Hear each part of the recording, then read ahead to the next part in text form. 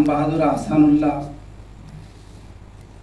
Research grand lecture 2020-এর অধীনে আজকের যে বক্তব্য, এই বিষয়ে আপনারা ইতিমধ্যেই আমাদের আজকের অনুষ্ঠানের সম্মানিত সভাপতি এবং এই ট্রাস্ট ফান্ডের যিনি দায়িত্ব পালন করেন এশিয়াটিক সোসাইটির সম্পাদক ওনাদের কাছ থেকে আপনারা ইতিমধ্যেই এই বিষয়টি সম্পর্কে জেনেছেন।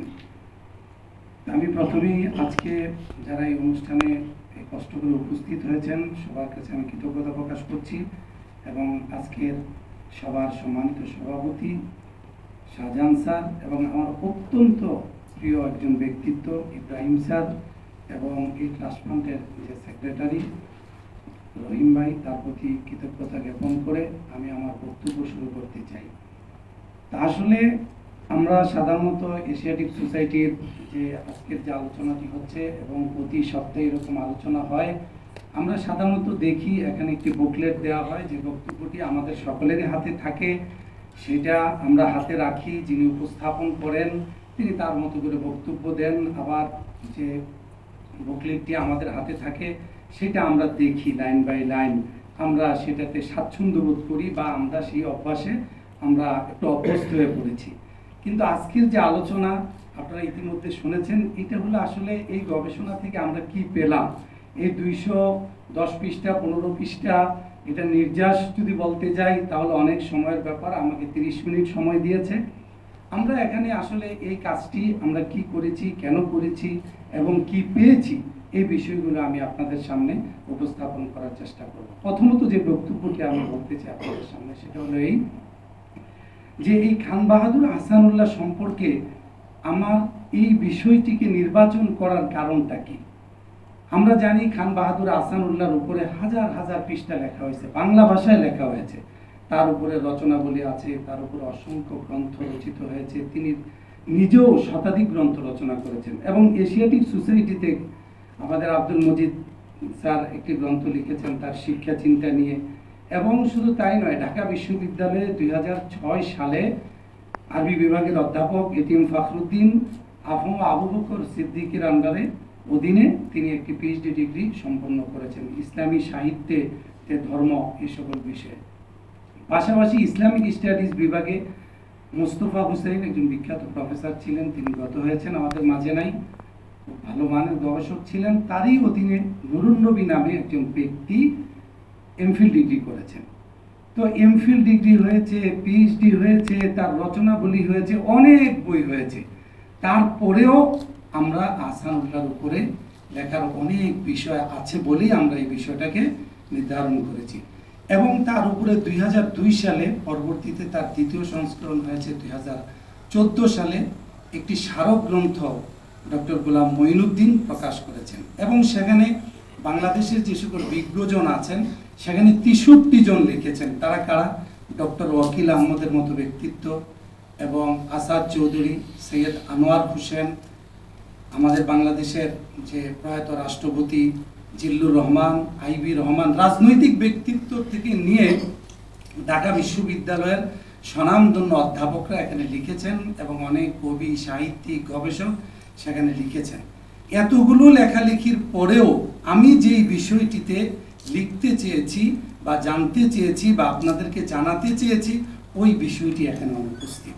সেই বিষয়টি হলো, আপনারা জানেন আমরা যেই পেশায় থাকি, যেই বিষয়টি নিয়ে আমরা থাকি, সবাই এটার প্রতি একটু যোগ থাকে। আমরা যখন খান বাহাদুর আহসানুল্লাহ, যে আমাদের নবাব পরিবারের একজন ব্যক্তিত্ব আছে খাজা আহসানুল্লাহ শাহীন, তার নামের সাথে এই আহসানুল্লাহর একটু সাদৃশ্য রয়েছে। তো সেই কারণে আমরা অনেক সময় ওই আহসানুল্লাহর কাজ করতে যেয়ে অনেক সময় বই পুস্তক আমরা ছাত্র থাকা অবস্থায় দেখেছি খাজা খান বাহাদুর আহসানুল্লাহর বই আমরা আহসানুল্লাহ মনে করে কিনেছি।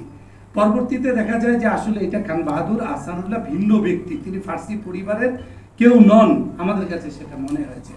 তা আমি যখন এই বিষয়ে একটু আমার আগ্রহ হলো, দু একটা বই আমার পড়ার সুযোগ হয়েছে, আমি দেখলাম যে তার বইয়ের মধ্যে প্রচুর ফার্সি এবং ইরান সম্পর্কে তার অনেক লেখালেখি আছে। বিশেষ করে বিশ্বের অন্যতম একজন কবি, আপনারা জানেন মাওলানা জালালউদ্দিন রুমি, আধ্যাত্মিক একজন সাধক। এদেশের এমন কোনো মানুষ নাই যারা পড়াশোনা জানে আর না জানে রুমি সম্পর্কে জানে না। তার সম্পর্কে একটি বই তিনি লিখেছেন হযরত রুমি আলাইহির রহমান নামে। এই বইটির মধ্যে এত চমৎকার করে তিনি আধ্যাত্মিকতা, ইরান, সুফিবাদকে তুলে ধরেছেন, সেটা আমরা গ্রন্থ বললে ভুল হবে, এটা পুস্তিকা, একবারে ছোট্ট একটি বই।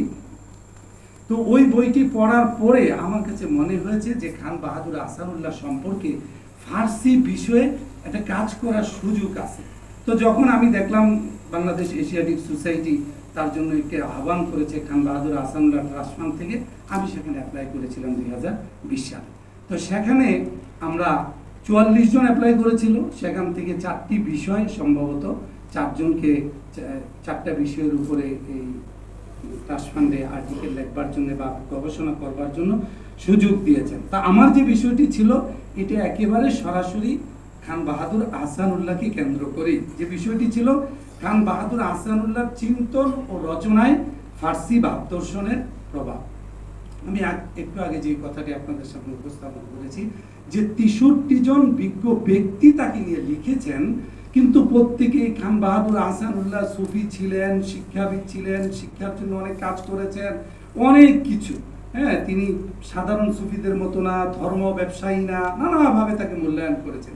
কিন্তু এই ভাব দর্শনটা তিনি কোত্থেকে নিলেন, কি কারণে তার এই সুফির মধ্যে আলো ছড়ালো, তিনি সেটা কোত্থেকে গ্রহণ করলেন, এই বিষয়টিতে কেউ কিছু লেখেননি। তা আমার কাছে মনে হয়েছে খান বাহাদুর আহসানুল্লাহ সম্পর্কে, বিশেষ করে আসানিয়া মিশন হওয়ার কারণে দিন থেকে দিনান্তরে, দিনের পর দিন তার প্রতি মানুষের আগ্রহের মাত্রা দিন দিন বেড়ে চলেছে। আমরা যদি তার রচনাবলীগুলি দেখি, দেখবো যে এক একটা বই 20 বার 30 বার প্রকাশিত হয়েছে। এটাই প্রমাণ করে যে তার উপরে এদেশের মানুষের, পাঠকদের কতটাই আগ্রহ। তো সেই চিন্তা থেকেই আমার বিষয়ের সাথে যায়, আমি যে বিষয় নিয়ে পড়াশোনা করি সেই বিষয়ে আমি এই বিষয়টি উপস্থাপন করার চেষ্টা করেছি। আমার যে বিষয়টি আছে সেই বিষয়টি আমরা 3টি অধ্যায়ে এটা বিভক্ত করেছি, ভূমিকা এবং উপসংহার ছাড়া 3টি বিষয় এখানে। প্রথম যে অধ্যায়টি আছে সেটা হলো খান বাহাদুর আহসানুল্লাহ সংক্ষিপ্ত জীবন আলেখ্য। যেহেতু খান বাহাদুর আহসানুল্লাহর জীবনী নিয়ে অনেক বই রচিত হয়েছে, আর খান বাহাদুর আহসানুল্লাহর ফার্সি নিয়ে যদি আমরা কাজ করি, তার আধ্যাত্মিকতা নিয়ে কাজ করি, তাহলে আমাকে প্রথম জানতে হবে অন্ততপক্ষে তার জীবনীটা সম্পর্কে আমাদের জানা দরকার বা এখানে থাকা দরকার। তো সেই দিক থেকে তার সংক্ষিপ্ত জীবন আলেখ্য নামে আমরা প্রথম অধ্যায়টি করেছি। সেখানে তার পরিচিতি, শিক্ষা, কর্মজীবন, সম্মাননা লাভ, অধ্যাত্মবাদ চর্চা, আত্মনিয়োগ এবং খান বাহাদুর আহসানুল্লাহ রচনা করি।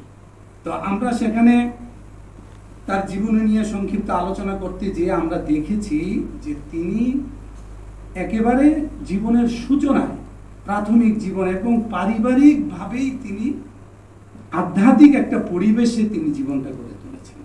এবং তার যে আত্মজীবনী আছে আমার জীবন দ্বারা, এর মধ্যে একটি বক্তব্য আছে, যে বক্তব্য দ্বারা বোঝা যায় বা প্রমাণিত হয় যে ইরান থেকেই তিনি যে সুফিবাদটি গ্রহণ করেছিলেন সেটা ইরানি প্রভাবেই তিনি এই সুফিবাদটা গ্রহণ করেছিলেন। এবং তার পরিবার যেই সুফিবাদ বা আধ্যাত্মিকতার যেইভাবে তিনি গড়ে উঠেছিলেন, এই বক্তব্যটি তার জীবনীর মধ্যে আছে। এবং তিনি যে বিষয়টিতে তিনি সেখানে আলোচনা করতে চেয়েছেন সেই বিষয়টিও এখানে আছে। তিনি বলতে চেয়েছেন যে ইরান থেকে একজন ব্যক্তি তাদের বাড়িতে একটা বোটে করে পানি ছিল, সেখানে তার বাড়িতে এসেছে এবং পরবর্তীতে এই পীর তাদের এলাকায় যশোরের ওইদিকে ইরানি পীর নামে তিনি কি করেছেন, পরিচিতি লাভ করেছেন। এবং এই পীরের মাধ্যমেই তার পরিবার, তার বাবা, তার দাদা, এভাবে পরম্পরায় তার আধ্যাত্মিকতার দিকে তারা গিয়েছেন।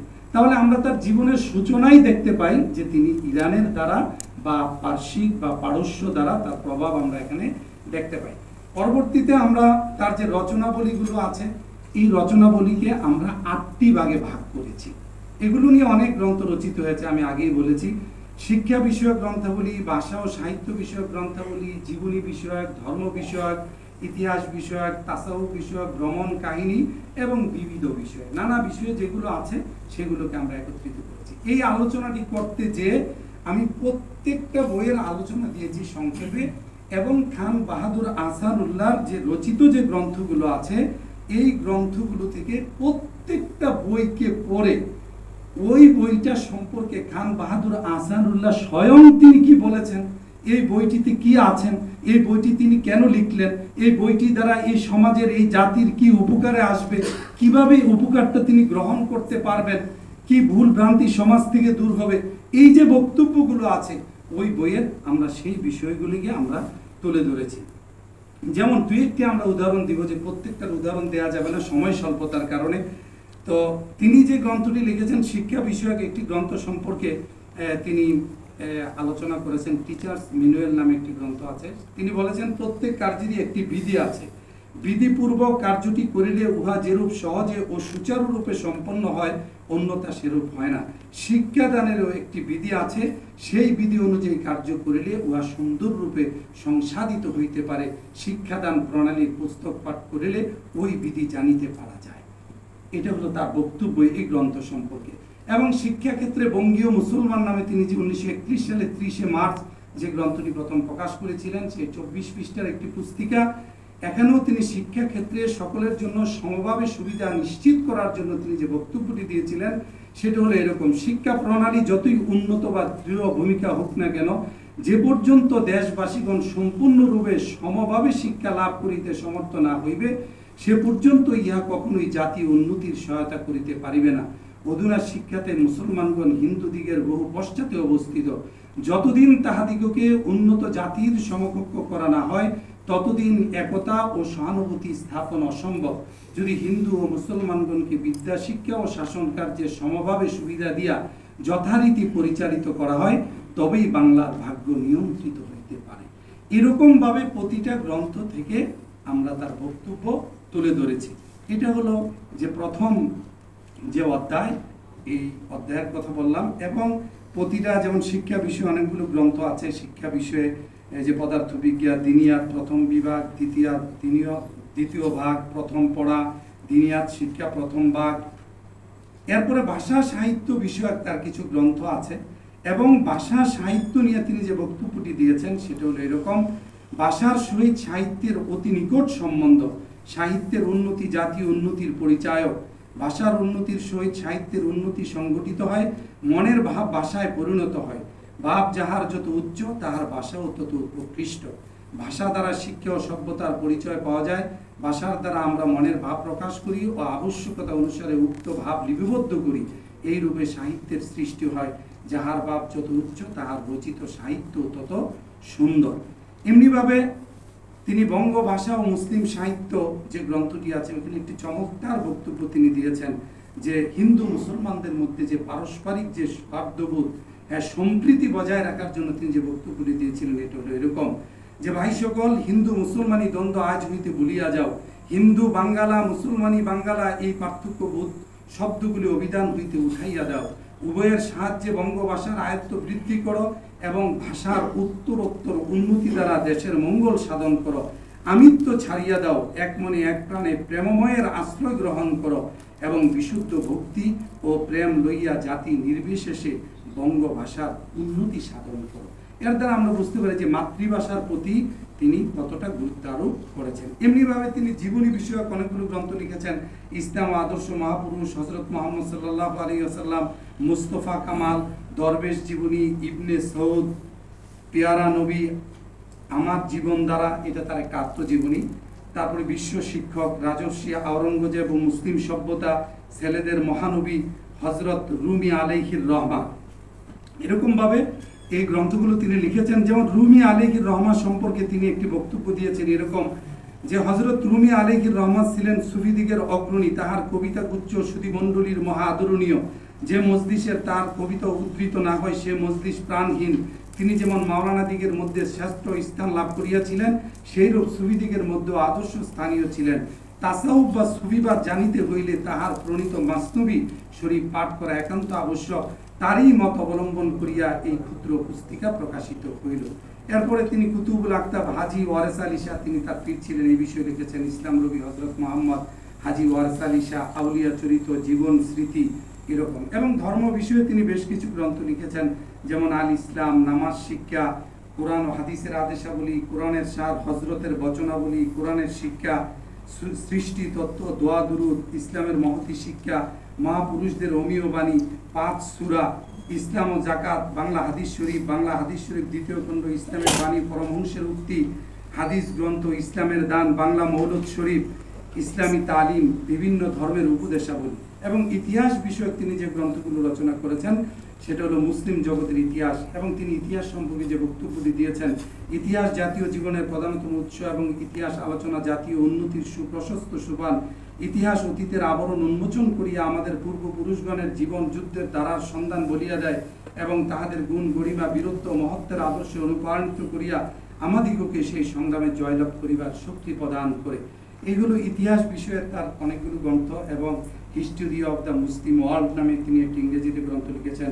ইসলামের ইতিবৃত্ত, আমাদের ইতিহাস, মুসলিম জাহান, ভারতের ইতিহাস, তাসাউফ সম্পর্কে তিনি অনেকগুলো গ্রন্থ লিখেছেন, যেমন ভক্তের পত্র, তরিকত শিক্ষা, সুফি প্রেমিকের পত্রাবলী, ভ্রমণ কাহিনী বিষয়ক গ্রন্থ তিনি লিখেছেন। হেজাজ ভ্রমণ, এই হেজাজ ভ্রমণ তিনি হজ করার পরে তার বন্ধু বান্ধব তারা তার কাছে খুবই করেছিল যে হজ সম্পর্কে লেখবার জন্য। যেমন তিনি এ বিষয়ে বলেন, আমার কতিপয় বন্ধু হজ সম্পাদনের জন্য উদ্গ্রীব, তাহাদের অনেকেই হাজাজের রাস্তা সম্পর্কে সম্পূর্ণ অনভিজ্ঞ, পথিমধ্যে কি কি বস্তু অত্যাবশ্যক এবং হজ সম্পাদন কতদিনে সম্ভব জানিবার জন্য তাহারা আগ্রহান্বিত।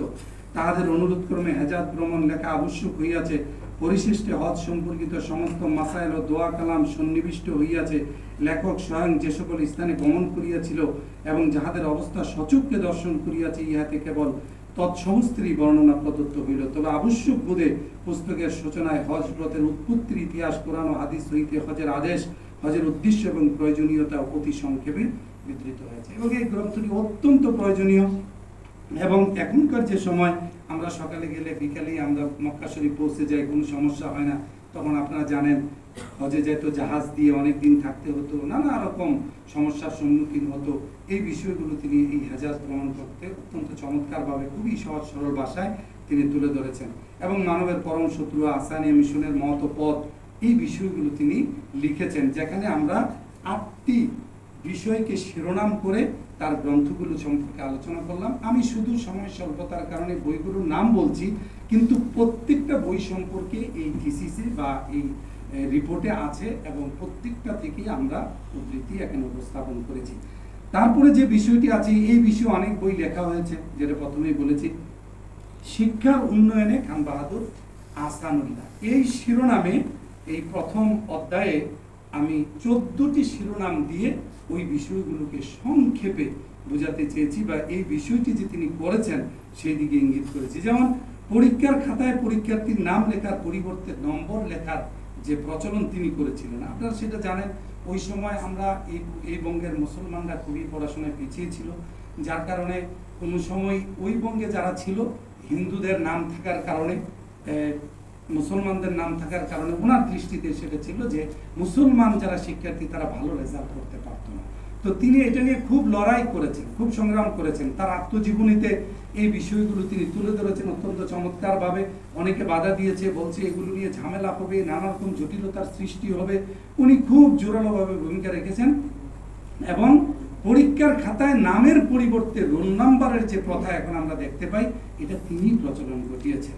এবং ওই আত্মজীবনীতে আছে, আমার জীবন ধারার 98 পৃষ্ঠায় উনি বলেছেন যে এর পরে দেখা গেল যে ঢাকা বিশ্ববিদ্যালয়ে ভালো করছিল মুসলমানরা, এরপরে দেখা গেল কলকাতা বিশ্ববিদ্যালয়ে ফার্স্ট, সেকেন্ড, থার্ড মুসলমান ছাত্ররা এর পরের বছরই হওয়া শুরু করলো। এরপরে তিনি আগে বিয়ে এরকম উল্লেখ করেছেন, সেগুলো তো ব্যবস্থা করেছেন, কিন্তু পরবর্তীতে এসএসসিতে সেটা তিনি করতে পারেননি। অনেকে বাধা দিয়েছে যে নানা রকম এত শিক্ষার্থীর মধ্যে এটা হবে না। তো যাই হোক, আমরা এরকম ভাবে প্রত্যেকটা আলোচনায় সেখানে আছে। যেমন মাদ্রাসা হতে উত্তীর্ণ শিক্ষার্থীদের কলেজ ও বিশ্ববিদ্যালয়ে ভর্তির সুযোগ। আমার মনে হয় আজকে আমরা বিশ্ববিদ্যালয়ে পড়াশোনা করে ঢাকা বিশ্ববিদ্যালয়ের শতবর্ষী একটা ডিপার্টমেন্টের শিক্ষার্থী হতে পেরে বাংলাদেশের অন্যতম একটি প্রতিষ্ঠান এশিয়াটিক সোসাইটিতে আপনাদের সামনে দাঁড়িয়ে দুটি কথা বলতে পারা, আমার কাছে তো মনে হয় সেটা আহসানুল্লাহরই অবদান। তার কারণ আমরা মাদ্রাসায় পড়াশোনা করেছি। আজকে যদি আহসানুল্লাহই অবদান না রাখতেন, হ্যাঁ, তাহলে আমরা ওই কওমি মাদ্রাসায় পড়ে, আলিয়া মাদ্রাসায় পড়ে, শতবর্ষী ডিপার্টমেন্টে ভর্তি হয়ে ভালো ফলাফল করে আজকে এশিয়াটিক সোসাইটিতে দুই চারটি কথা বলার সুযোগ হয়তো তৈরি হতো না যদি আহসানুল্লাহ সেই ভূমিকাটি না রাখতেন। স্কুল কলেজে মৌলবী শিক্ষকের পদ সৃষ্টি, তাদের বেতন বৈষম্য দূরীকরণ। আগে মৌলবীর পদ ছিল কম, সেখানে যারা ছিলেন তাদের ছিল বেশি, এবং তাদের বেতন বৈষম্য দূর করেছেন তিনি, যে তাদের বেতন বেশি হবে তাদের বেতন কম হবে এই বিষয়গুলো। এবং উর্দু ভাষাকে ক্লাসিক্যাল ভাষা হিসেবে গণ্য, হাই স্কুলে দ্বিতীয় ভাষা হিসেবে আরবি ভাষাকে স্বীকৃতি প্রদানের ব্যবস্থা করা। আপনারা জানেন ফার্সি সেই 1204 থেকে 1837, সেটা আমার পরবর্তী অধ্যায়ে আছে, সেই বিষয়টি আমরা আলোচনা করব। ফার্সিকে বাদ দিয়ে উর্দুকে কিন্তু তার স্থলাভিষিক্ত করা হয়েছিল, এই বিষয়টি আছে। তিনি উর্দুকে ক্লাসিক এবং আরবিকে সেকেন্ড ল্যাঙ্গুয়েজ হিসেবে সেখানে এটা স্বীকৃতি প্রদানের ব্যবস্থা করেছেন। মুসলমান ছাত্রদের জন্য কলকাতা ইসলামিয়া কলেজ প্রতিষ্ঠা করেছেন, এবং সেইটা এটা বিখ্যাত একটা কলেজ। বাংলাদেশের স্বাধীনতার স্থপতি বঙ্গবন্ধু শেখ মুজিবুর রহমান কিন্তু ওই জায়গার ওই কলেজেরই শিক্ষার্থী ছিলেন, এবং ওইখানে আমি গিয়েছি একটা কনফারেন্সে যাওয়ার পর আমরা দেখেছি যে রুমে তিনি থাকতেন এই দুটি রুম এখনো বরাদ্দ আছে। বরাদ্দ বলতে এটা একটা জাদুঘরের মতো, মিউজিয়ামের মতো করে রেখেছে, ওনার ছবি ব্যবহার কিছু জিনিসপত্র আছে, ওইভাবেই আছে। তো এটা কিন্তু তিনি প্রতিষ্ঠা করার ক্ষেত্রে ভূমিকা রেখেছিলেন। এবং মক্তব, মাদ্রাসা, Muslim high school, college, hostel ও ইনস্টিটিউট প্রতিষ্ঠা করেছিলেন। মক্তবের জন্য স্বতন্ত্র পাঠক্রম নির্ধারণ, মক্তব মাদ্রাসায় মুসলিম গ্রন্থাগারের গ্রন্থ পাঠদানের নিয়ম চালুকরণ, মুসলিম শিক্ষার্থীদের জন্য বৃত্তির ব্যবস্থাকরণ, টেক্সট বুক কমিটিতে মুসলিম সদস্য নিযুক্তি, মুসলিম পরীক্ষক সংখ্যা বৃদ্ধি, শিক্ষা বিষয়ক বিভিন্ন প্রতিষ্ঠানে মুসলমানদের জন্য সংখ্যা নির্ধারণ, নিউ স্কিম মাদ্রাসা। এই বিষয়ে আপনাদের জানা আছে, নিউ স্কিম মাদ্রাসা এই উপমহাদেশে আল্লামা শিবলি নোমানি প্রথম এটা প্রস্তাব দিয়েছিলেন। এরপরে আবু নসর ওহিদ এটা 1914 সালে 15 সালে এটা চালু হয়, দুই ভাগে ভাগ করে, একটা হলো হাই মাদ্রাসা আর একটা জুনিয়র। দুইটার মধ্যে ইংরেজির ব্যবস্থা রেখেছেন যাতে ইংরেজি পড়ে তারা কলেজ এবং বিশ্ববিদ্যালয়ে পড়াশোনা করতে পারে। মুসলিম নারী শিক্ষার্থীদের জন্য বিশেষ স্কুল ও কলেজ প্রতিষ্ঠাকরণ, এই বিষয়গুলো ছিল। পাশাপাশি তিনি ট্রেনিং কলেজ, মুসলিম শিক্ষার্থী পরিদর্শক কর্মচারীদের মধ্যে মুসলিম সংখ্যা নির্ধারণ, বিশ্ববিদ্যালয় পর্যায়ে মুসলমানদের সংখ্যা বৃদ্ধির ক্ষেত্রে ভূমিকা পালন। এখানে 14টি বিষয়কে শিরোনাম করে আমি এই বিষয়টি উপস্থাপন করেছি। পরবর্তীতে ঢাকা বিশ্ববিদ্যালয় প্রতিষ্ঠা, এই বিষয়টি আপনাদের সকলেরই জানা। এই বিষয়ে আমাদের জেএনবিআর এর যে সাবেক চেয়ারম্যান আহসানুল্লাহ ট্রাস্ট ফান্ডের তিনি সদস্য, তিনি একটি বই লিখেছেন, সেটা ঢাকা বিশ্ববিদ্যালয় প্রতিষ্ঠায় যে খান বাহাদুর আহসানুল্লাহর ভূমিকা আছে, তিনি ভূমিকা রেখেছেন। এই বিষয়ে বক্তব্য এখানে আছে। যখন এই বিল উপস্থাপন করা হয় তিনি জোরালো ভূমিকা রেখেছিলেন, এবং যে কমিটি করা হয় সেই কমিটিরও তিনি সদস্য ছিলেন। পরবর্তী সময়ে তিনি ঢাকা বিশ্ববিদ্যালয় কলকাতা বিশ্ববিদ্যালয়ের সিনেট এবং সিন্ডিকেটের মেম্বার ছিলেন 10 বছর ব্যাপী, সেই বিষয়গুলো এখানে আছে। এরপরে সমাজ সংস্কার ও উন্নয়নে খান বাহাদুর আহসানুল্লাহ, এই শিরোনামে আমি 6টি বিষয়কে সাবটাইটেল দিয়ে সেই বিষয়গুলো নিয়ে এসেছি এখানে। আহসানিয়া মিশন প্রতিষ্ঠা, সামাজিক উন্নয়নের সমিতি গঠন, মুষ্টি চাল উত্তোলন প্রথা প্রচলন, অসহায়দের সহায়তা প্রদান কার্যক্রম গ্রহণ, শিশু শিক্ষা ভান্ডার, মুসলিম সেবা ভান্ডার গঠন, বিভিন্ন অ্যাসোসিয়েশন প্রতিষ্ঠা, এই বিষয়গুলো আছে। এবং প্রত্যেকটা শিরোনামের অধীনে তার বক্তব্য, তিনি এটা কেন করেছেন, কিভাবে এটা পালন করবেন, কারা দায়িত্ব পালন করবেন, প্রত্যেকটা বিষয় আমরা সংক্ষেপে এখানে আলোচনা করেছি। সংক্ষিপ্ত এই কারণে আলোচনা করেছি যেহেতু আমার মূল টার্গেট কিন্তু এটা না। মূল টার্গেট তার শিক্ষা সংস্কার নিয়ে কথা বলা না, তার জীবনীর আলোচনা এখানে উপস্থাপন করা না। আমার মূল টার্গেট কিন্তু পরে আমরা সেখানে আসতেছি। দ্বিতীয় অধ্যায়, এটা গেল প্রথম অধ্যায়ের আলোচনা। দ্বিতীয় অধ্যায়ে যে বিষয়টি আছে সেটা হলো খান বাহাদুর আহসানুল্লাহর চিন্তনে ফার্সি ভাব দর্শনের প্রভাব, যেটা আমাদের মূল শিরোনাম। এই চিন্তনে ফার্সি ভাব দর্শনের প্রভাবে এসে এটা মূল শিরোনাম।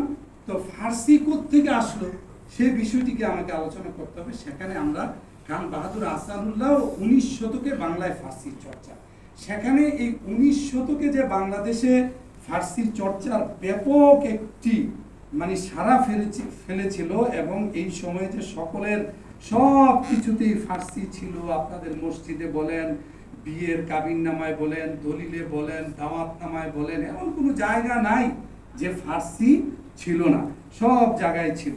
এই ফার্সি বিষয়ে আমরা এখানে একটি আলোচনা দিয়েছি। এই আলোচনার মধ্যে আমরা সে কিভাবে বাংলাদেশে কিভাবে ফার্সি ছিল, কখন থেকে আসলো, কখন এটা নিষিদ্ধ হলো, এবং এই সময়ে কারা কারা ফার্সির ক্ষেত্রে অবদান রেখেছে, এখানে বিখ্যাত ব্যক্তিবর্গের এখানে আলোচনা আছে প্রসঙ্গক্রমে। যেমন এখানে আমাদের ওবায়দুল্লাহ ওবায়দী শহীদ সরওয়ার্দীর যে নানা, তিনি একজন বিখ্যাত কবি, বাংলাদেশের ফার্সি কবি। তার দিওয়ানে ওবায়দী নামে একটি পাণ্ডুলিপি ঢাকা বিশ্ববিদ্যালয় থেকে প্রকাশিত হয়েছে, এটা আমি সম্পাদনা করেছি। এবং ইরানি একজন প্রফেসর কাজেম কাদি শহর, এটা ঢাকা বিশ্ববিদ্যালয় সেন্ট্রাল লাইব্রেরি চেপেছে 20 সালে। এই ওবায়দুল্লাহ ওবায়দীর আছে। তারপরে এদেশের বিখ্যাত একজন কবি সৈয়দ মাহমুদ আজাদ এবং মোহাম্মদ আজাদ, দুই ভাই ছিলেন, একজন উর্দু কবি একজন ফার্সি কবি। মাহমুদ আজাদ সম্পর্কে এখানে আছে।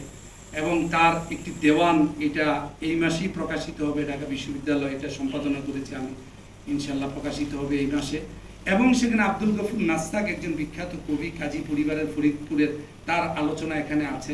এবং এশিয়াটিক সোসাইটি বেশ আগে ফার্সি ভাষায় তার সারনাবিশতে আব্দুল গফুর নাস্তাক তার আত্মজীবনী, এই এশিয়াটিক সোসাইটি ঢাকা থেকে সেটা প্রকাশিত হয়েছে।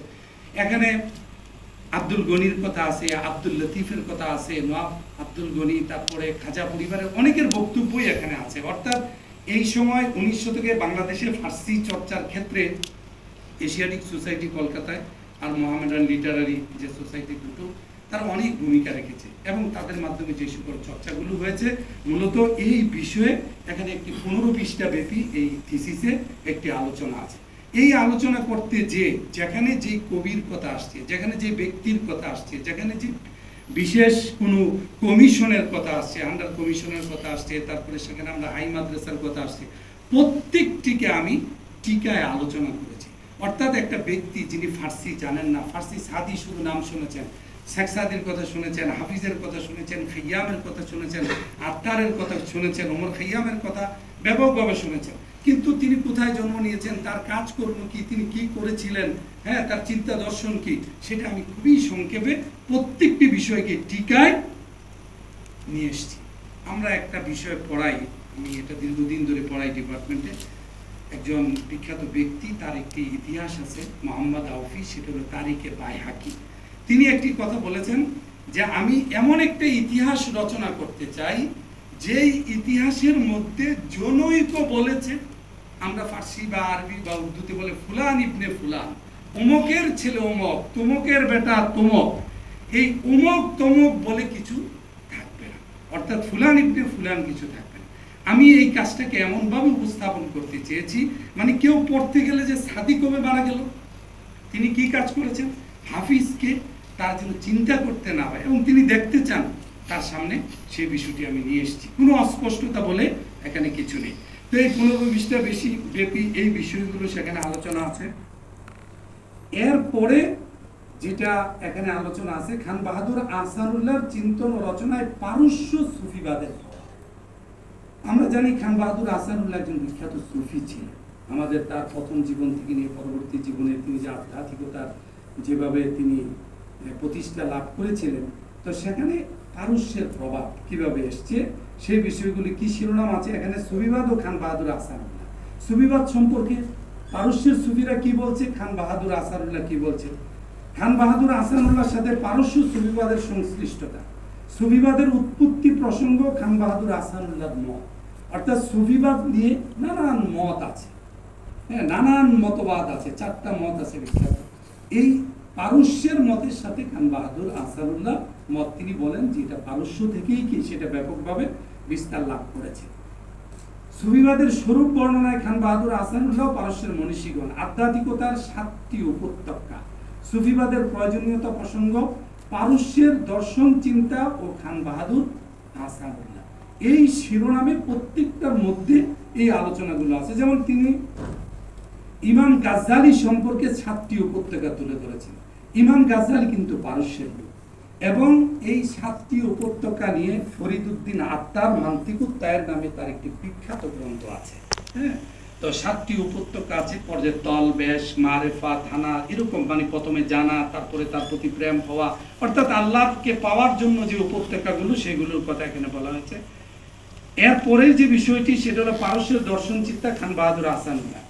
এখানে আমরা 7টা উপশিরোনামে এই বিষয়টি আলোচনা করেছি। তারপরে আরেকটি শিরোনাম হলো খান বাহাদুর আহসানুল্লাহর বিশ্ব দর্শনে পারস্যের বিশ্ব দর্শনের প্রভাব।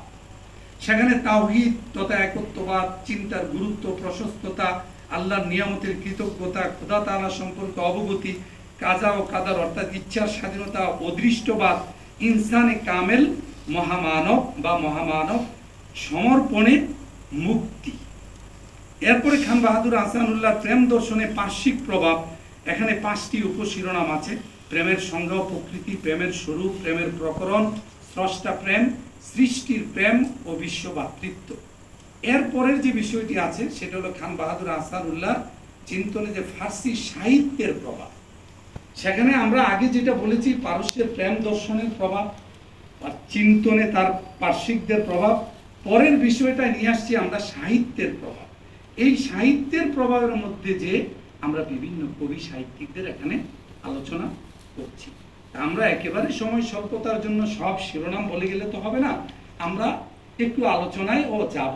আমরা একটু এখানে যে বিষয়গুলো তুলে ধরেছেন সেই বিষয়গুলো আমি একটু আপনাদের দৃষ্টি আকর্ষণ করতে চাই। তিনি যে বিষয়টি এখানে আলোচনা করেছেন যে সুফিবাদের যে আমরা বলেছি যে 7টি স্তরের কথা, এটা ফার্সি সাহিত্যে এটা ব্যাপক পরিচিত একটি বিষয় যে 7টি উপত্যকা রয়েছে। এটা ফরিদুদ্দিন আত্তার নামে যে বিখ্যাত কবি, তিনি এটা আমরা অনার্সে 3rd ইয়ারে এই বিষয়টি আছে মান্তিকুত্তায়ের, সেখানে আমরা পড়াই এই বিষয়টি আছে। এবং আমার কাছে মনে হয় যিনি পড়ান তিনি এখানে আছেন আমাদের মেহেদি হাসান, তো সেই বিষয়টি এখানে আছে। এবং ইমাম গাজ্জালি থেকে তিনি যে বিষয়টি উপস্থাপন করেছেন, তিনিও বলেছেন যে কয়েকটি উপত্যকা আছে, তিনিও 7টি উপত্যকার কথা বলেছেন। তিনি ফরিদুদ্দিন আত্তারকে এই জায়গায় তিনি উপস্থাপন করেন নাই, কিন্তু ইমাম গাজ্জালিকে তিনি উপস্থাপন করেছেন। তাহলে আমরা দেখতে পাই তিনি যে 7টি উপত্যকার কথা এদেশের মানুষকে, বাংলাদেশের মানুষকে, এদেশের বাংলাভাষী মানুষদের সামনে উপস্থাপন করেছেন, তাহলে সেটা তিনি পারস্য থেকেই নিয়ে এসছেন। হ্যাঁ, এখানের কোনো সুফি তাকে এটা বলে দেয়নি, পারস্যের প্রভাবেই সেটা হয়েছে। এবং তিনি সুফিবাদীর দৃষ্টিভঙ্গি এখানে তিনি তুলে ধরেছেন, বিভিন্ন মত, বিভিন্ন বক্তব্য তিনি এখানে দিয়েছেন। এবং সেখানে তার আলোচনায় ফার্সি কিছু কবিতাও এসছে, তিনি বাংলায় সেগুলো তুলে ধরেছেন। এরপরে তিনি মারেফাতের যে বিভিন্ন স্তর আছে, 4টি স্তর, শরীয়ত, তরিকত, হাকিকত, মারেফাত। যেমন এই প্রসঙ্গে তিনি বলেন ইসলামের 4টি স্তর শরীয়ত, তরিকত, হাকিকত, মারেফাত। বিশুদ্ধ অনুষ্ঠানের নাম হলো শরীয়ত, তত্ত্বজ্ঞান দ্বারা তরিকতে ও চিত্ত শুদ্ধি দ্বারা হাকিকতে ও প্রেমোৎসর্গ দ্বারা মারেফতে উপনীত হওয়া যায়। এবং সেটা কিন্তু ফার্সিতেও আছে এবং পারস্য সাহিত্য সেটা আছে। একেবারে যেটা পরমাত্মার সাথে যাওয়া সেটা কিন্তু একেবারে মারেফাত, এবং একই ভাব তিনি সেখানে তিনি তুলে ধরেছেন। এরপরে সুফিবাদের প্রয়োজনীয়তা সম্পর্কেও তিনি এখানে একটি আলোচনা করেছেন। এবং এখানে যে মাওলানা জালালউদ্দিন রুমি যে একটা উটনির কথা বলেছেন, উটের উদাহরণ দিয়েছেন, এই বিষয়টি তিনি প্রসঙ্গক্রমে তিনি এখানে আলোচনায় নিয়ে আসছেন। এবং খান বাহাদুর আহসানুল্লাহ তাসাউফ সম্পর্কে যে বক্তব্যটি দিয়েছেন যে একটা শিক্ষা গুরুর প্রয়োজনীয়তা রয়েছে, এবং মাওলানা জালালউদ্দিন রুমি এই কথাটি বলেছেন যে একজন পথ প্রদর্শকের প্রয়োজন আছে। যদি পথ প্রদর্শক না থাকে তাহলে কি হবে না, সেটা পথভ্রষ্ট হয়ে যাবে। এবং সেটা ফরিদুদ্দিন আত্তারও দেখিয়েছেন, 30টি পাখি একসাথে রওনা করেছে, হুদহুদকে তাদের নেতা নির্বাচন করেছে। এবং এই বিষয়টি তিনি এখানে অন্যভাবে উপস্থাপন করেছেন যে যাহারা গৌরবময় তাসাউফ বিদ্যায় পারদর্শী, অনন্ত বিশ্ব তাহাদের পদতলে, অসীম জ্ঞানে তাহারা জ্ঞানী, ফেরেশতাগণ তাহাদের নয়ন সমক্ষে প্রতিভাত হইতে থাকেন। তাহারা স্বপ্নে বা জাগরণে ওলি আল্লাহ হইতে শিক্ষা বা উপদেশ লাভ করিয়া ধন্য হইয়া থাকেন। জগতের যাহা সার, যাহা একমাত্র কাম্য, সেই মহারত্ন লবে তাহারা কৃতার্থ মনে করেন। এরপরে তিনি পারস্যের দর্শন চিন্তক খান বাহাদুর আহসানুল্লাহ এই শিরোনামে আমরা যেটা বলেছি যে বিশ্ব দর্শনের প্রভাব। এখানে ওমর খাইয়ামের কথা বলতে যে তিনি বলেছেন, ওমর খাইয়াম, জালালউদ্দিন রুমি, ইমাম গাজ্জালি, ডক্টর মোহাম্মদ ইকবাল ধর্ম দর্শন শাস্ত্রের অদ্বিতীয় পণ্ডিত, তাহাদের নাম মুসলিম ইতিহাস চিরদিন গৌরবের সহিত বহন করিবে। আমরা এখানে দেখতেছি আল্লামা ইকবাল যদিও আমাদের এই ভারতীয় উপমহাদেশের, কিন্তু তিনি কিন্তু ফার্সি কবি। যদি আমরা অনেকে মনে করতে পারি তিনি তো উর্দুভাষী, আসলে তিনি নিজেই বলেছেন যে আমি ফার্সিতেই আমি সবচেয়ে বেশি স্বাচ্ছন্দ্য বোধ করি কবিতা রচনা করিতে, এটাই আমার কাছে সবচেয়ে ভালো, এবং সেটাই তিনি উত্তম বলে তার অভিব্যক্তি বর্ণনা করেছেন। তারপরে যে বিষয়গুলো, এগুলো নিয়ে অনেক বিস্তারিত আলোচনা তিনি করেছেন। চিন্তার গুরুত্ব, প্রশস্ততা নিয়ে তিনি তার গ্রন্থে এই বিষয়ে পারস্যের সাথে তিনি যে বক্তব্যগুলো আছে সেখানে তিনি দিয়েছেন। যেমন শেখসাদি একটা বক্তব্য দিয়েছেন, এইটার আহসানুল্লাহর যে বক্তব্য আছে, যেমন শেখসাদি বলেছেন, ফার্সি না বলে আমরা অনুবাদটা বলি, ফার্সিটাও এখানে আছে। অকুণ্ঠ চিত্তে কৃতজ্ঞতা খোদা তাআলার সুমহান সম্মান ও করুণার সমীপে সৃষ্টি জগতের পরওয়ারদিগার ও পরাক্রমশালী মহামনিব অদৃশ্যের দাতা, আকাশসমূহের সংরক্ষক, বান্দাদের প্রতিপালনকারী, রাজ্জাক, সৃষ্টির পথ প্রদর্শনকারী, দুজাহান তার অদ্বিতীয়তাকে স্বীকার করে নেয় প্রতি মুহূর্তে। খান বাহাদুর আহসানুল্লাহ তার জীবনধারা গ্রন্থে তেমন একটি হৃদয়গ্রাহী বক্তব্য উত্থাপিত হয়েছে। মানবের জন্যই প্রকৃতির সৃষ্টি, পশু পক্ষী মৎস্য উদ্ভিদ সবই মানুষের খেদমতের জন্য অভিপ্রেত। সূর্য চন্দ্র নক্ষত্র মানুষের সেবায় নিয়োজিত। দয়াময় খোদা মানুষের সৃষ্টির সেবা করিয়াই তার সেবার জন্য সারা দুনিয়াকে কি অদ্ভুত উপায়ে নিয়ন্ত্রিত করিতেছেন। এরপরে তিনি এক পর্যায়ে বলেছেন, কেই বা ফুলে মধু দান করে আর কেই বা মধু গ্রহণ করে অজ্ঞ মানব কি বুঝিবে। অর্থাৎ আধ্যাত্মিকতা বিষয়টা তিনি পারস্য থেকে যে গ্রহণ করেছেন, আবারও তার এই বক্তব্যের দ্বারা তিনি সেটা তুলে ধরেছেন। এবং খুদা তাআলা সম্পর্কে অবগতি, ফার্সিতে একটি বিখ্যাত উক্তি আছে, মা হি চিজ না দিদাম জুজ অনকে খুদারা পিস অন দিদা। অর্থাৎ আল্লাহ যা দেখিয়েছেন বা দেখাচ্ছেন এর বাইরে আমরা কিছুই দেখি না। এবং এই বিষয়ে তিনি আরেকটি বক্তব্য এখানে দিয়েছেন। তারপরে তিনি স্বাধীনতার কথা বলেছেন, মানে ইচ্ছার যে স্বাধীনতা এবং অদৃষ্টবাদ, এই বিষয়ে তিনি আলোচনা করেছেন। শেখ সাদির কবিতা তিনি এখানে নিয়ে এসছেন। এরপরে ইনসানে কামেল সম্পর্কে তার যে বক্তব্য সেটা আছে, এবং ফার্সি কবিদের যে বক্তব্য, জালালউদ্দিন রুমি যে কথাটি বলেছেন সেটাও এখানে আছে। এবং সমর্পণের মধ্যে নিজেকে সম্পূর্ণরূপে যে সঁপে দেওয়ার মধ্যে যে মুক্তি এবং কল্যাণ, এই কথাটি তিনি এখানে বলেছেন। এবং সেখানে কোরআন হাদিস থেকে বক্তব্য দেওয়ার পাশাপাশি তিনি পারস্যের কবিদের বক্তব্য এখানে তুলে ধরেছেন। এবং প্রেম দর্শন একটি বিখ্যাত বিষয়, পারস্যের সুফিবাদের একটি পাঠ। এবং প্রেম দর্শন নিয়ে বাংলাদেশে ফার্সি সাহিত্যে কয়েকটি পিএইচডি হয়েছে রাজশাহী বিশ্ববিদ্যালয়। এবং এই অমুকের প্রেম দর্শন, পারস্যের প্রেম দর্শন, বা অমুক কবির প্রেম দর্শন, নিজামী গাঞ্জুবির প্রেম দর্শন, এগুলো সুফিবাদে ইরানে একটি বিখ্যাত বিষয়। এই বিষয়ে অনেক আলোচনা এখানে আছে। যেমন তিনি এই বিষয়টি আলোচনা করতে যে তিনি এক জায়গায় বলেন যে রুমি প্রেমিক বর্গের শীর্ষস্থানীয়, তন্ময়তা ছিল তার বৈশিষ্ট্য, প্রেমেই জীবনের উচ্চ, ইহাই মানব জীবনের প্রধানতম রহস্য, প্রেমেই আণবিক আকর্ষণের কারণ, প্রত্যেক অণু পরমাণুর মধ্যে প্রেম নিহিত, মনুষ্য জীবনে ইহার পূর্ণতা। যখন মানুষ প্রেমে মাতোয়ারা হয় তখন তাহার নিকট সারা বিশ্ব সৃষ্টি ঐশী কিরণে প্রতিভাত অনুভূত হয়। সূর্যের প্রখর কিরণে তারকারাশি যেরূপ দৃষ্টিগোচর হয় না, যদিও তাহার বিদ্যমান থাকে, সেরূপ মানুষ প্রেমোচ্ছ্বাসে সারা বিশ্বকে ঐশ্য প্রভাবে সমুন্নত দেখে, স্নাত দেখে।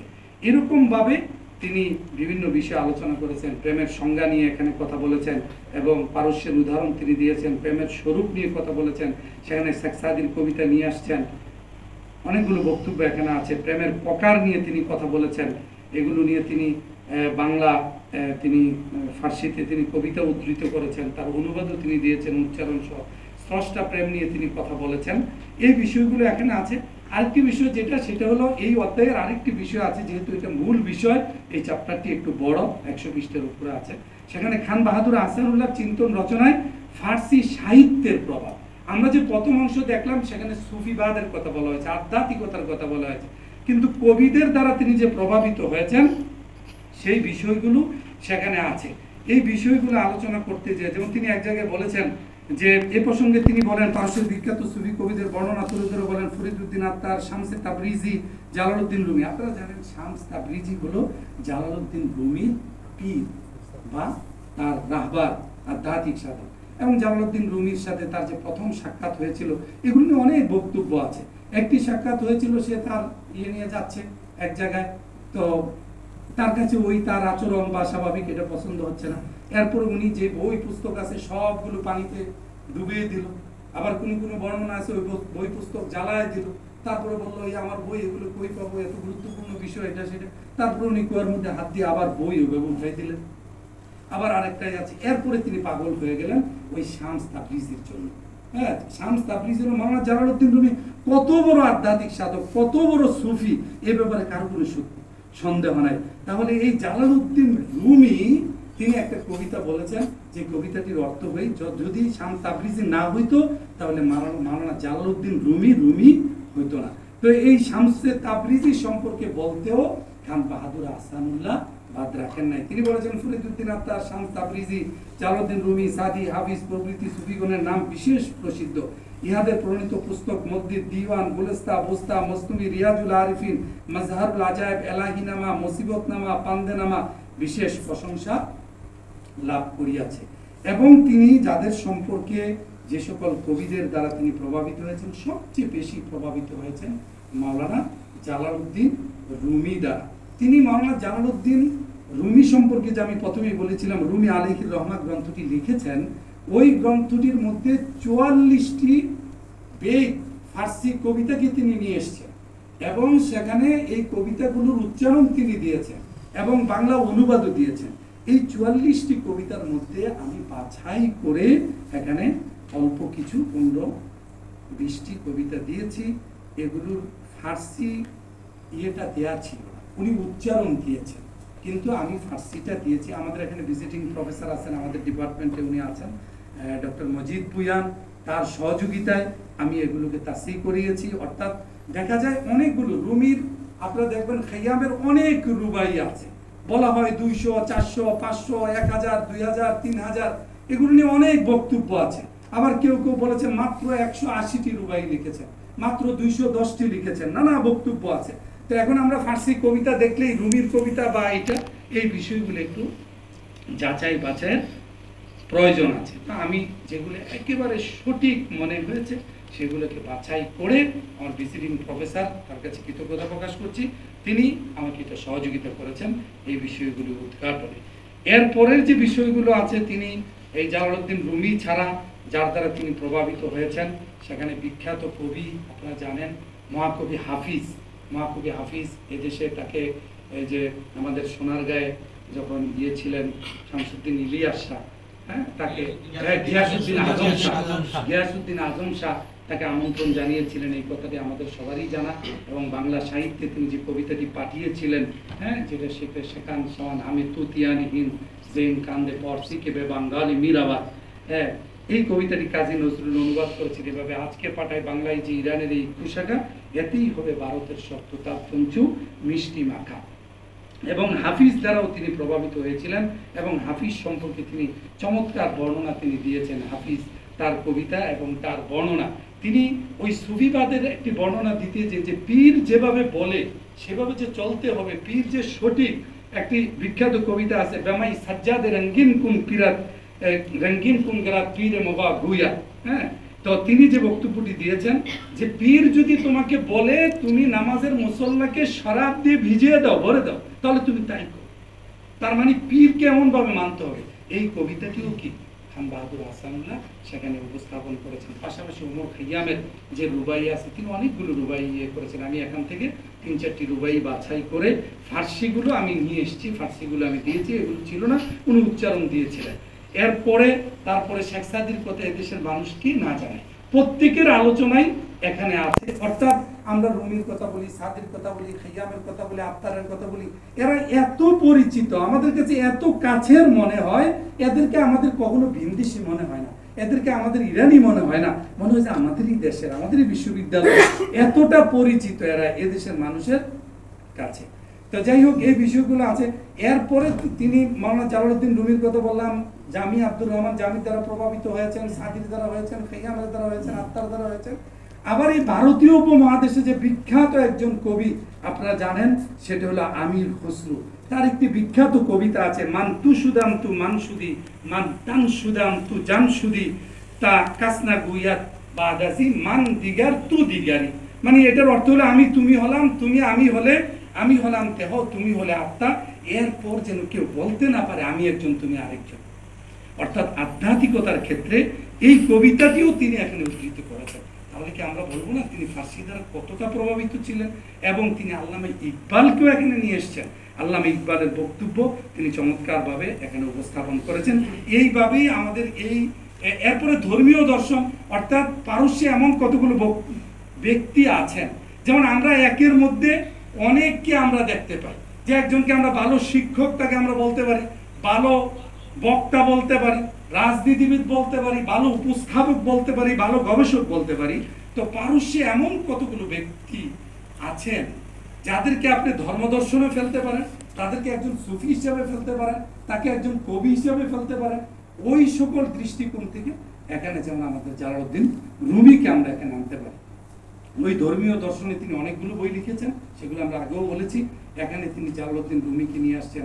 এরপরে এদেশে কে না জানে খাজা মঈনুদ্দিন চিশতির কথা, নিজামউদ্দিন আউলিয়ার কথা, এদের দ্বারাও তিনি প্রভাবিত হয়েছেন।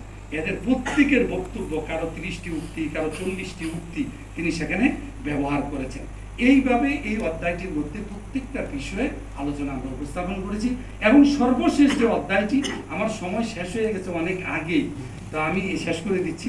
আমার সর্বশেষ যে অধ্যায়টি সেটা হলো খান বাহাদুর আহসানুল্লাহর রচনায় ফার্সি শব্দ ও রচনা শৈলীর প্রভাব। এটার মধ্যে তিনি যা করেছেন, হ্যাঁ, এখানে তার যদি বই আপনারা দেখেন, আমি চেয়েছিলাম নিয়ে আসি, জানি না, প্রত্যেকটা বইয়ের পৃষ্ঠা লাল হয়ে গেছে, যে ফার্সি শব্দ অভাব নাই, প্রতি লাইনে লাইনে তার শব্দ, প্রতিটা বক্তব্যই তার শব্দ এখানে উঠে এসেছে। আমি শুধু একটা কথা বলেই শেষ হয়ে যাবে, শব্দগুলোর কথা বলবো। তিনি তার রচনাবলীর অধ্যয়নে জানা যায় তিনি ব্যক্তিগত জীবনে কথোপকথনের ক্ষেত্রে অবলীলায় অনেক ফার্সি শব্দ ব্যবহার করেছেন। তার স্বহস্তে লিখিত নিজেকে নাচিজ আহসানুল্লাহ, নাচিজ মানে আমি কোনো জিনিস না, নালায়েক আহসানুল্লাহ মানে আমি অযোগ্য, অথর্ব, আমার কোনো কিছু নাই, আমি লায়েক না, যোগ্য না। এরপরে তিনি বলেছেন আহকার হাকির আহসানুল্লাহ, আমি তুচ্ছ। এরপরে বলেছেন খাকসার আহসানুল্লাহ মানে মাটি, খাক মানে মাটি, মাটির চেয়ে আরো একদম খাকসার, মাটি মাটি। আশিকে হাকির একদম প্রেমিক, মানে ছোট্ট প্রেমিক আহসানুল্লাহ। এরপরে তিনি বলেছেন গরিব আহসানুল্লাহ, গোলাম আহসানুল্লাহ। এরপরে বলেছেন দোয়াগু আহসানুল্লাহ। আমরা আধুনিক ফার্সিতে এখন দেখি দোয়াগু ব্যবহার করে, তিনি কতটা মানে সচেতন ছিলেন, এই শব্দগুলো তিনি ব্যবহার করেছেন। আমরা দেখি অনেক বক্তব্য তার শব্দ আছে, এবং আমি এখানে বেশি দিতে পারি নাই, আমি এখানে প্রায় 600 মতো শব্দ এখানে নিয়ে এসেছি। এই শব্দগুলো কেমন, দুই একটা তো উদাহরণ না দিলে বুঝবেন না আসলে এখানে কি ছিল। সেটা হলো আমরা অক্ষর অনুযায়ী এখানে সাজিয়েছি। যেমন কিছু শব্দ আছে, ওসিয়ত সম্পর্কে আমরা জানি, ওসিয়ত বাংলা ব্যবহার হয়, তা আমরা ওসিয়ত শব্দটি লিখেছি, তারপরে আমরা ফার্সি শব্দটি ওসিয়ত দিয়েছি, এরপরে বলেছি আদেশ, উপদেশ, পরামর্শ। এরপরে আমরা তার বক্তব্যটা নিয়ে আসছি এভাবে, ফারায়েজের বিধান অতি সহজ বুদ্ধ, প্রথমে দাফন কাফনের বন্দোবস্ত করো, পরে দেনাপানা পরিশোধ করো, তৎপর ওসিয়ত থাকলে তাহা পূর্ণ করো, তৎপর স্ত্রী বা স্বামীকে তাহার অংশ করো। এরপরে করে এটা কোন বই থেকে আসছে, খান আহসানুল্লাহ, কোরআনের সার, কত পৃষ্ঠা, এরকম আমরা প্রত্যেকটা শব্দের ব্যাখ্যা এখানে দিয়েছি। এখানে 600 শব্দ আমি এখানে নিয়ে এসেছি, এরকম ভাবে ফার্সি দিয়ে প্রত্যেকটার অর্থ দিয়ে, এবং প্রত্যেকটা বই থেকে এখানে কোট করেছি। একটা সুযোগ হয়েছে আহসানুল্লাহ তার প্রত্যেকটা রচনায় আমার দৃষ্টি দেয়া, প্রত্যেকটা লেখায় হাত ফেলবার সুযোগ আমাকে এশিয়াটিক সোসাইটি করে দিয়েছে। এই কারণে আমি কৃতজ্ঞ, এবং এই কাজটা করতে যে আমি অনেক সহযোগিতা পেয়েছি। আমাদের কিছু সহকর্মী আমাকে হেল্প করেছেন, হ্যাঁ, আমার এটাকে প্রুফ দেখে দিয়েছেন। পুরোটা আমি অন্য পেশাদারি লোক দিয়ে প্রুফ দেখাই নাই, যেহেতু আমার ফার্সি আছে। আমার সহকর্মী একসময় আমার ছাত্র মেহেদি হাসান, তার প্রতি আমি কৃতজ্ঞতা প্রকাশ করছি, এবং ভিজিটিং প্রফেসর, এবং আমার কিছু ছাত্র সুজন পারভেজ আছে, মাজহার, হ্যাঁ, সুমাইয়া, হ্যাঁ, সাইমা, এরা হেল্প করেছে বিভিন্ন ক্ষেত্রে। তারা চেয়েছে স্যার আমরা কিছু কাজ করতে চাই, ফার্সি শিখতে চাই, গবেষণা, এগুলো আমরা তাদের কাছ থেকে সহযোগিতা পেয়েছি। এবং সবচেয়ে বড় সহযোগিতা পেয়েছি এশিয়াটিক সোসাইটি 44টির মধ্যে 4টার মধ্যে আমার এই ফার্সি বিষয়টাকে যে তারা গ্রহণ করেছে, গ্রহণ করে আহসানুল্লাহকে নতুন করে জানবার, আমাদের সমাজে আহসানুল্লাহকে জানাবার জন্য, বিশেষ করে ফার্সি পরিবারে, যে তিনি ফার্সি পরিবারেরই লোক, এবং ফার্সিতে তিনি যে কত কাজ করেছেন, এর দ্বারা আমার মনে হয় আর বক্তব্যের কোনো প্রয়োজন হবে না। তার উপরে যে ফার্সির কি প্রভাব ছিল, এবং তার বইগুলো যদি আপনারা দেখেন যে কি পরিমাণ লেখালেখি, হয়তো আমার কাছে মনে হয়েছে এদেশে অনেক পণ্ডিত ছিল বা আছে, অনেক বিজ্ঞজন আছে, কিন্তু তিনি হয়তো ওই আধ্যাত্মিকতার দিকে যাওয়ার কারণে কারো দৃষ্টি হয়তো তার দিকে পড়ে নাই, বা তাদের সুনজরে তিনি আসেন নাই। ওইভাবে কিন্তু তাকে আমরা বড় করে, তিনি যে কত বড় মাপের গবেষক ছিলেন সেটা আমরা উপস্থাপন করতে পারিনি। এখন আমরা আধুনিক, আমার কাছে মনে হচ্ছে আমরা নতুন কারিকুলাম করেছি, দেখলাম আধুনিক ফার্সি সাহিত্যে ফার্সির প্রভাব। আমার কাছে মনে হয়েছে যে আধুনিক ফার্সি সাহিত্য, অত এই গবেষণার দ্বারা আমরা 19 শতককে বাংলা সাহিত্যে আধুনিক কাল বলি, সেই ক্ষেত্রে আহসানুল্লাহর জন্ম 19 শতকের পরে। আমরা নতুন একটা বিষয়কে, আহসানুল্লাহকে নতুন করে উদ্ঘাটন করবার, নতুন করে জানবার সুযোগ আমাদের হয়েছে। এই ছিল আমার চেষ্টা। আমি চেষ্টা করেছি, আমি জানি না কতটুকু আহসানুল্লাহকে এখানে তুলে আনতে পেরেছি। তো আমি জীবনের দিকে যাইনি, তার কারণ আমার যে মূল টার্গেট ছিল ফার্সিতে তার কি প্রভাব, পারস্যের দ্বারা তিনি কিভাবে প্রভাবান্বিত হয়েছে, এই বিষয়টিকে আমি দেখিয়েছি।